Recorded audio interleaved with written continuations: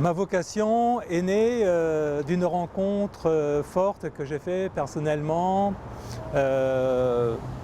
avec le Christ. C'est venu dans un cheminement, beaucoup de questionnements tout au long de ma jeunesse et en rencontre aussi avec, et en démarche avec des amis qui étaient catholiques. Et ensemble, on se posait beaucoup de questionnements sur la place de la religion, sur la foi. Et un jour, la foi est devenue très forte en moi et ça m'a mis en chemin pour essayer d'en vivre de façon la plus totale, la plus radicale. Les événements marquants, je dirais, c'est la confiance que la communauté me donne pour ce service. Parce que c'est toujours étonnant de voir que ce sont des frères qui votent, parce que ça se passe par un vote communautaire pour accepter un frère à la prêtrise. Et je dirais, la surprise, c'est qu'en fait, ça n'a pas changé ma vie.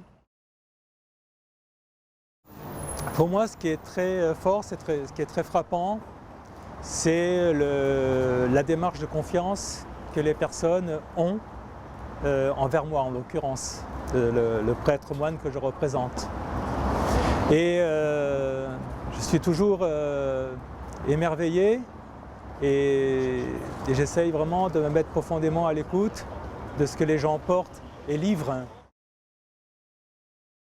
Quand je prépare mes homélies, c'est vrai que c'est un travail, mais la première chose que je fais, je prie avec les textes sur lesquels je veux parler, sur lesquels je veux communiquer.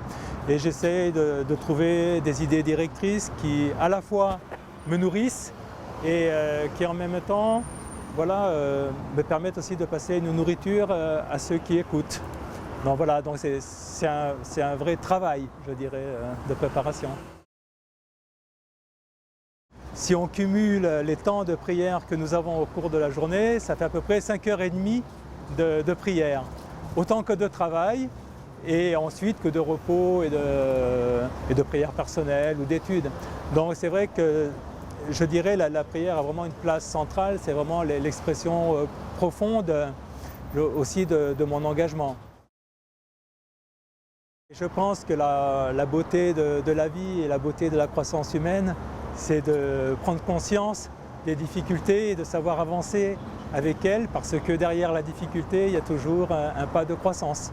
Alors personnellement, je dirais, ma difficulté est toujours de savoir m'ouvrir à l'autre, rencontrer l'autre, accepter la différence. Et que cette différence n'est pas juste une acceptation, mais en même temps, cette différence m'appelle à découvrir quelque chose qui est plus grand que moi et qui m'aide aussi à penser, à réfléchir, à ouvrir, à élargir ma vie, ma vision, ma pensée.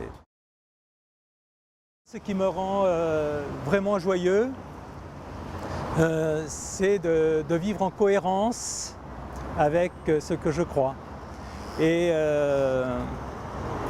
de le vivre pas tout seul, de le partager avec d'autres, de cheminer avec d'autres. Et je veux dire, c'est pas, même s'il peut y avoir des difficultés, des incompréhensions, comme dans toute vie commune, comme dans toute relation, la joie, c'est de voir qu'on peut s'écouter, se parler, dialoguer et faire un chemin ensemble, toujours, je dirais, dans quelque chose qui est une vie très forte, très fondamentale, qui est une vie de paix, de fraternité, de louange ensemble.